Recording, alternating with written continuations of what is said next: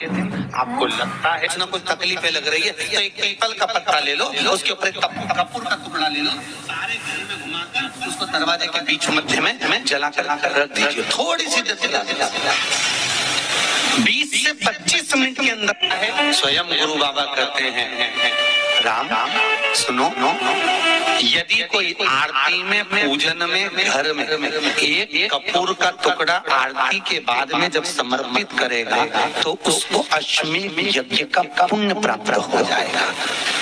अश्वमेध यज्ञ के पुण्य को पाने के लिए कपूर का टुकड़ा आज भी आरती में जलाया जाए, आज भी एक कपूर का टुकड़ा सुख का।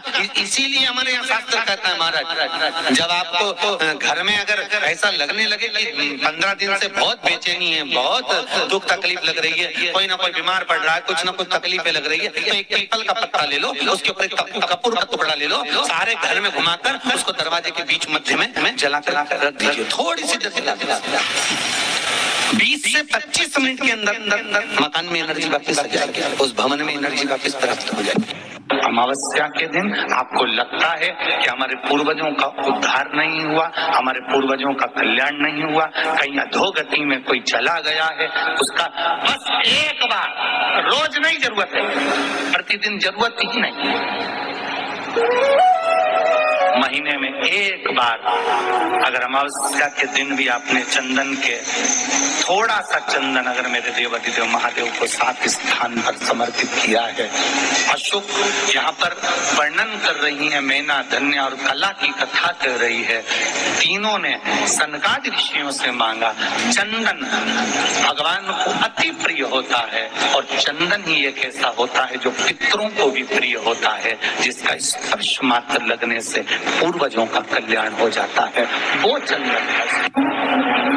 7 स्थान शिवलिंग के बताए हैं जहां पर धूल से भी अगर कोई चंदन की उंगलियां लगा देता है। 7 स्थान ऐसे हैं जहां चंदन की मात्र उंगलियां लगा देने से ही शिव पितृलोक के पितरों को मुक्ति प्रदान करके वैकुंठ लोक का निवास दे देते हैं। 7 स्थान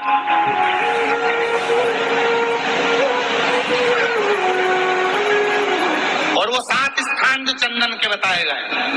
पहला, भगवान देवाधिदेव महादेव के शिवलिंग पर चंदन का लेपन। समझ लेना जरा बहुत अच्छे से। आपको लगता है स्वप्न में कोई मुर्दे दिख रहे हैं, या कोई जल रहा है, या कोई मर रहा है, या कोई चला गया है, ऐसा भय लगता है। बच्चों को मानी भेजूंगी ऐसा हो जाएगा, पति को मानी भेजूंगी ऐसा हो जाएगा, कोई हमारे कोई गलत तो नहीं कर रहा है। आपको लगता है 7 स्थान चंदन के बताएं महाराज। पहला शिवलिंग। दूसरा, जहां गणेश जी का स्थान है, मालूम है ना सबको? जम के बोलो जरा, मालूम है ना सबको? जहां गणेश जी का स्थान है वहां अलग से गणेश जी बैठे, वहां नहीं।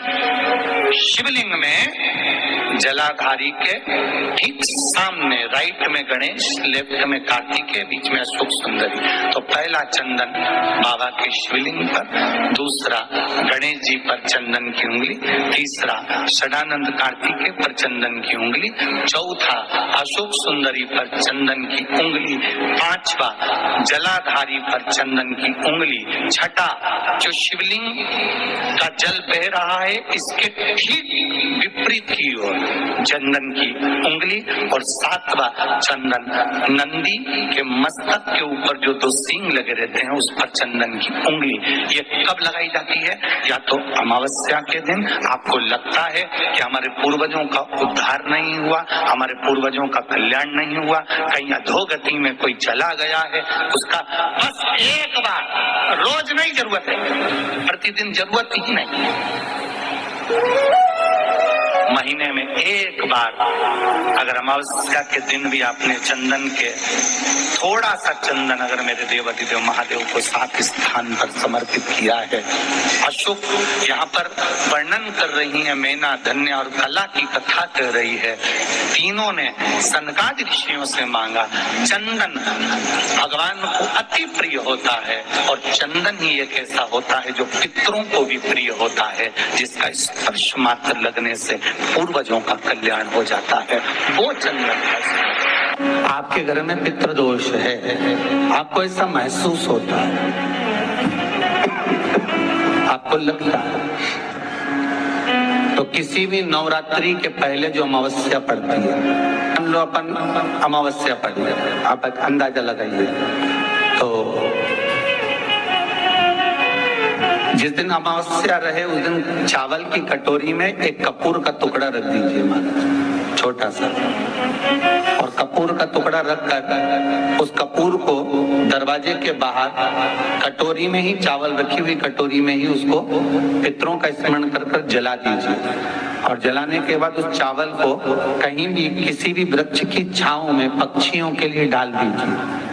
शिव महापुराण की कथा कहती है, अगर मान लो पितर आपको कष्ट दे रहे हैं, पितर आपको तकलीफ दे रहे हैं, कोई काम नहीं होने दे रहे हैं, या कहीं आपको ऐसा लगता है कि पितरों का दोष है, तो वो पितृ दोष देवी, अब ये जो आप करेंगे ये कब कर रहे हैं? अमावस्या के दिन आप उसको रख रहे हैं। अमावस्या के दिन उसको रखकर रात भर आपने रखा कपूर के साथ में, सुबह एकम पड़ गई, नवरात्रि लग गई, उसी दिन उसको जलाकर आपने पटक दिया। अर्थात उससे देवी और पितृ इन दोनों का आशीर्वाद जो प्राप्त होता है, तो घर में से पितृदोष समाप्त होकर लक्ष्मी की वृद्धि प्रारंभ हो जाती है, कार्य में सिद्धता आ जाती है। मान लो अगर पितृदोष है तो करो, नहीं है बड़ी अलमस्ती से रहो, तो ये पितृदोष का स्मरण है। तो यहाँ शास्त्र कह रहा है कि पितरों का जो लोक होता है, पितर जो लोक होता है, उस पितृलोक में 64 योगिनियां प्रवेश नहीं करती। शिव महापुराण कर रही है, शंकर की कथा कर रही है। एक छोटा सा उपाय अवश्य करिए। मान लो आपको लग रहा है कि आपके घर में पितृदोष है, आपको ऐसा महसूस होता है, अमावस्या पड़ती है, चावल की कटोरी में एक कपूर का टुकड़ा रख दीजिए, छोटा सा, और कपूर का टुकड़ा रखकर उस कपूर को दरवाजे के बाहर कटोरी में ही, चावल रखी हुई कटोरी में ही उसको पितरों का स्मरण कर कर जला दीजिए। और जलाने के बाद उस चावल को कहीं भी किसी भी वृक्ष की छांव में पक्षियों के लिए डाल दीजिए। शिव महापुराण की कथा कहती है, अगर मान लो कि पितर आपको कष्ट दे रहे हैं, पितर आपको तकलीफ दे रहे हैं, कोई काम नहीं होने दे रहे हैं, या कहीं आपको ऐसा लगता है कि पितरों का दोष है, तो वो पितृ दोष देवी, अब ये जो आप करेंगे ये कब कर रहे हैं? अमावस्या के दिन आप उसको रख रहे हैं। अमावस्या के दिन उसको रखकर रात भर आपने रखा कपूर के साथ में, सुबह एकम पड़ गई, उसी दिन उसको जलाकर आपने पटक दिया। अर्थात उससे देवी और पितृ इन दोनों का आशीर्वाद जो प्राप्त होता है, तो घर में से पितृदोष समाप्त होकर लक्ष्मी की वृद्धि प्रारंभ हो जाती है। अमावस्या के दिन प्रदोष काल में, प्रदोष के समय पर, प्रदोष काल में शाम के समय पर जाकर किसी भी नदी, तालाब, बावड़ी, कुआं, कहीं ना कहीं जो आपके पास में हो, वहां पर एक घी का दिया, बत्ती का मुंह दक्षिण की ओर कर कर अवश्य जला कर जाना, सारे पितृदोष समाप्त हो जाएगा।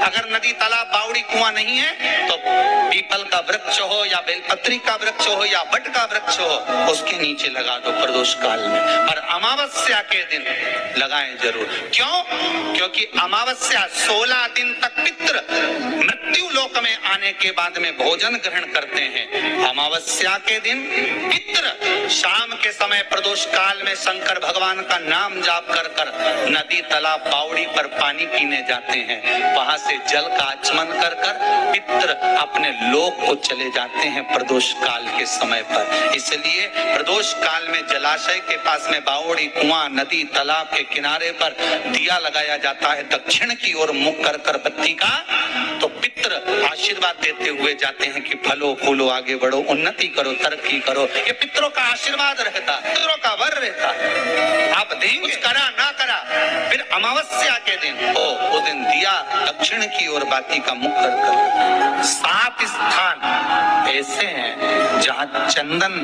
की मात्र उंगलियां लगा देने से ही शिव पितृलोक के पितरों को मुक्ति प्रदान करके वैकुंठ लोक का निवास देते। 7 स्थान, और वो 7 स्थान जो चंदन के बताए गए। पहला, भगवान देवाधिदेव महादेव के शिवलिंग पर चंदन का लेप। समझ लेना जरा बहुत अच्छे से। आपको लगता है स्वप्न में कोई मुर्दे दिख रहे हैं, या कोई जल रहा है, या कोई मर रहा है, या कोई चला गया है, ऐसा भय लगता है। बच्चों को मानी भेजूंगी, ऐसा हो जाएगा। जिनके यहाँ पितृदोष होता है, काल सर्प दोष होता है, वास्तु दोष होता है, उनको ज्यादा कुछ नहीं करना होना। महाराज, एक बेल का फल लीजिए, उसके अंदर का जो गुर्दा होता है, अंदर का जो भाग होता है, उसको निकाल लीजिए, और उस बेल के फल में आटा सेक कर उसमें शक्कर मिलाकर उसको उसके अंदर भर लीजिए। अमावस्या के दिन सुबह 10 बजे से पहले उसको अपने घर में घुमाने के बाद में जिसको काल सर्प दोष बताया है, पितृदोष बताया है, या वास्तु दोष का स्मरण बताया है, घर में सब दूर घुमाकर अपने परिवार का हाथ का स्पर्श कराकर पीपल के पेड़ के नीचे तक खड्डा खोदकर उस बेल पत्र के उस फल को दाब दीजिए। महाराज, केवल एक अमावस्या करना रहता है, पितरों के दोष से मुक्ति मिलती है और हमारे घर के कार्य सफल होना प्रारंभ हो जाता है। पति को मानी भेजूंगी, ऐसा हो जाएगा। कोई हमारे कोई गलत तो नहीं कर रहा है। आपको लगता है 7 स्थान चंदन के बताएं बाबा के शिवलिंग पर